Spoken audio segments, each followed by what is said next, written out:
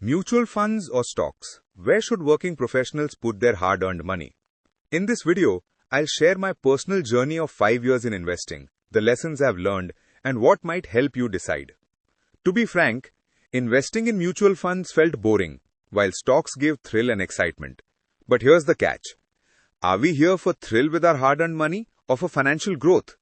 Both mutual funds and stocks promise wealth creation. But the real question is, which suits us?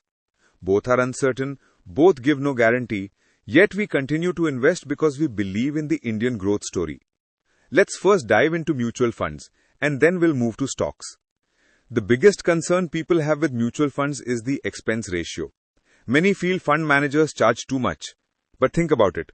All we really do is a simple SIP every month. The fund manager does the hard work, meeting company management, visiting factories, tracking industry trends, and studying macroeconomic shifts.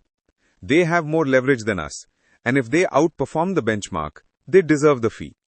Mutual funds are diversified, so one company's failure doesn't wipe out your portfolio. They are best suited for long-term and goal-based investing. SIP builds discipline and removes emotions from investing. And with categories like equity, debt, and hybrid, you can align funds with your personal goals.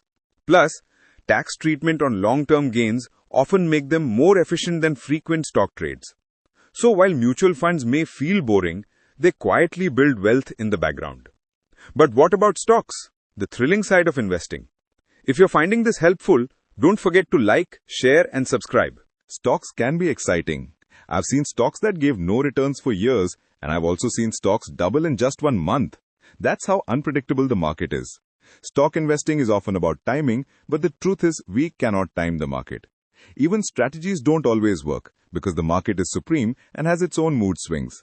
These swings depend on internal and external news, which retail investors usually get last. Without deep study, attending con calls, and strong conviction, long-term stock investing becomes very risky. Big investors put crores into one stock with thorough research. Even a 1% move makes them lakhs. For us retail investors with just a few lakhs, the reality is very different. If you want to invest in stocks, don't put all your money in market. What I usually do with stocks is positional trades with defined targets like 15 to 20% and then book profits. Or you can rely on expert guidance. But remember, staying long-term in stocks requires conviction and constant updates. So yes, stocks can be thrilling, but they demand time, research, and nerves of steel. Mutual funds, on the other hand, are built for professionals who can't track markets daily. From my 5 years of investing, here's my honest view. Mutual funds are the smarter choice for long-term goals and disciplined wealth creation. Stocks demand deep study, conviction, and regular updates.